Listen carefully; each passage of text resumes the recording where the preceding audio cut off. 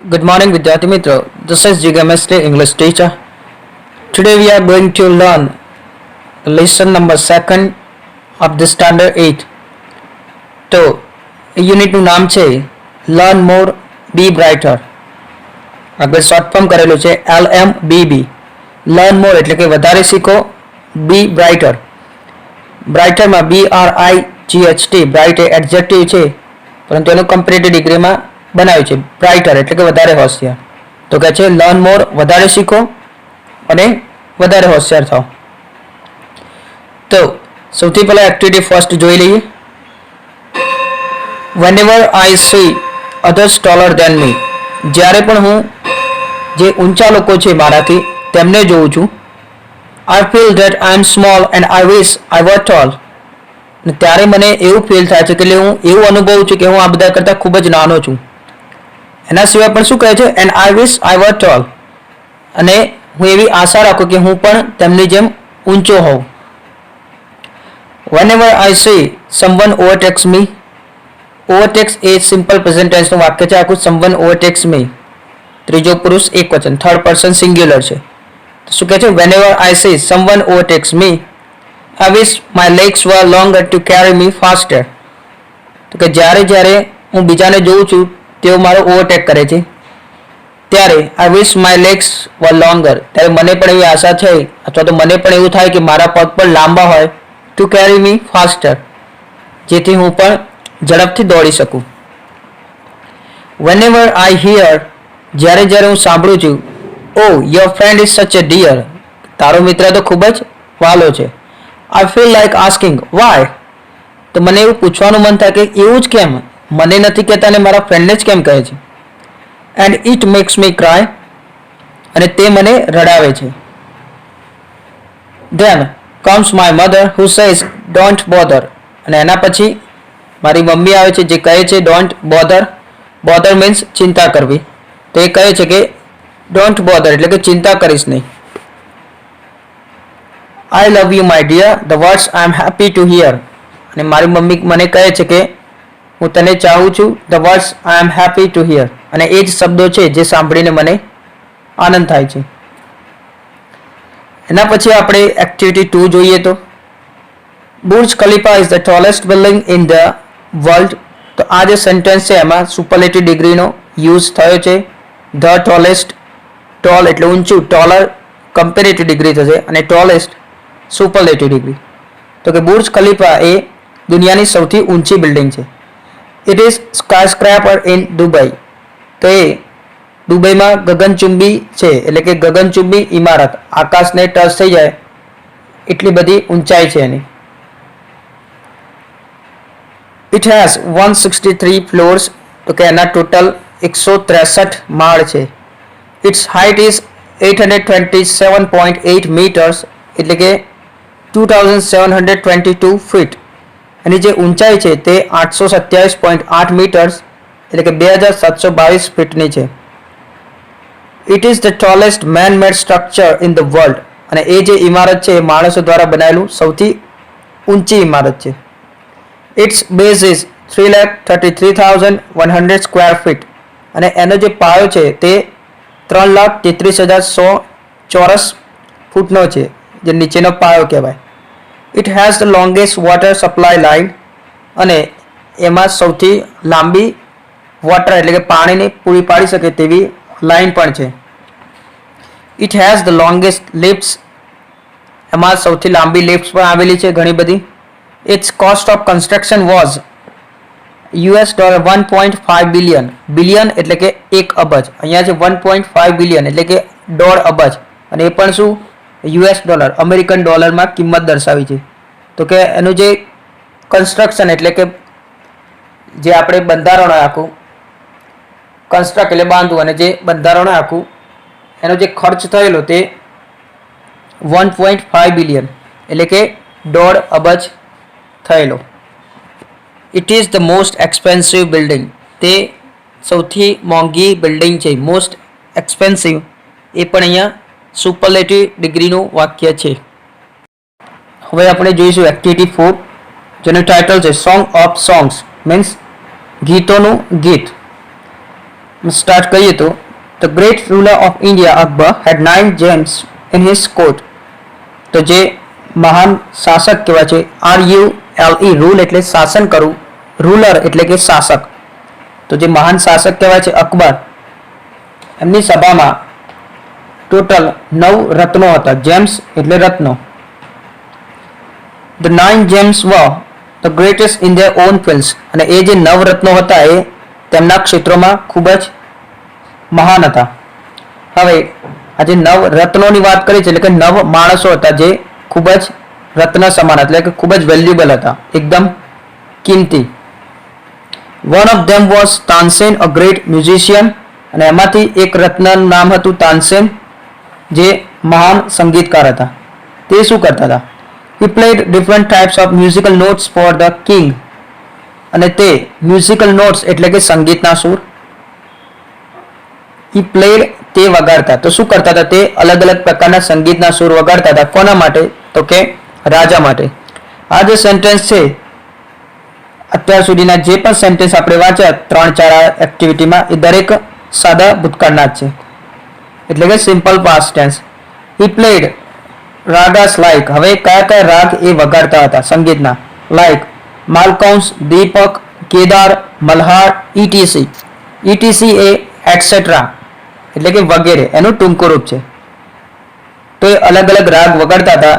નામ અહીંયા આપી દીધા છે: માલકૌંસ, Deepak, Kedar, Malhar.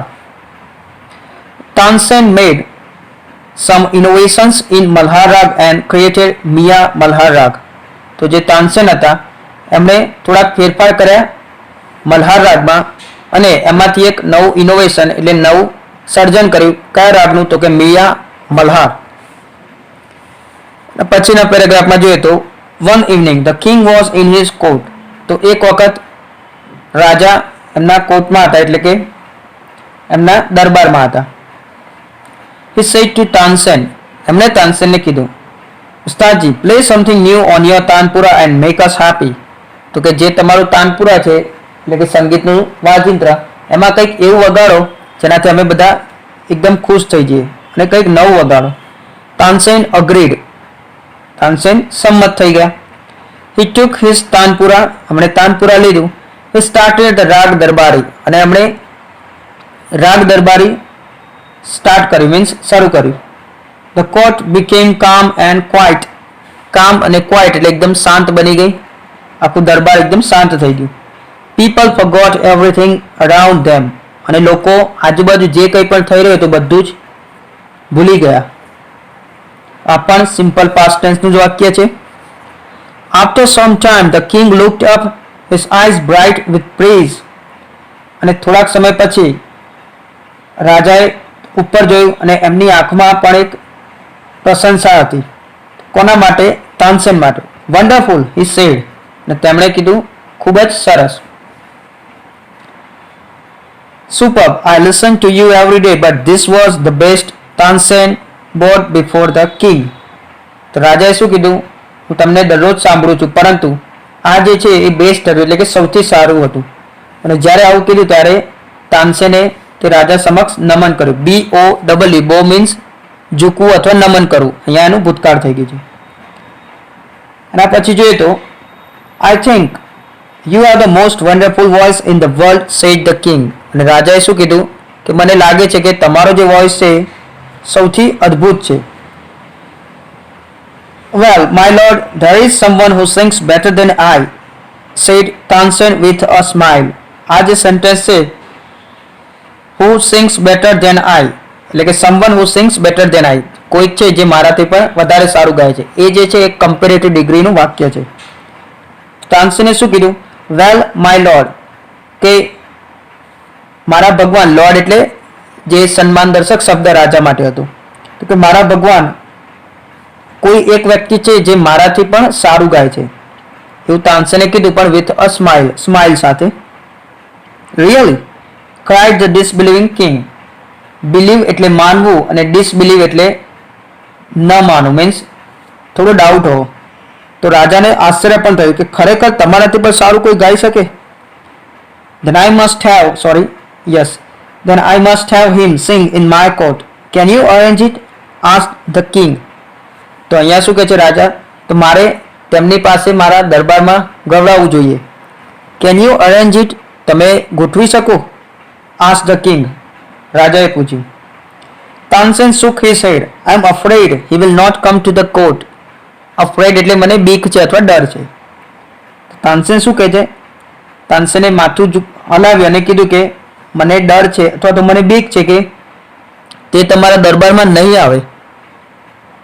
he will not come to the court a simple future tense સાદા ભવિષ્યકાળનું વાક્ય છે.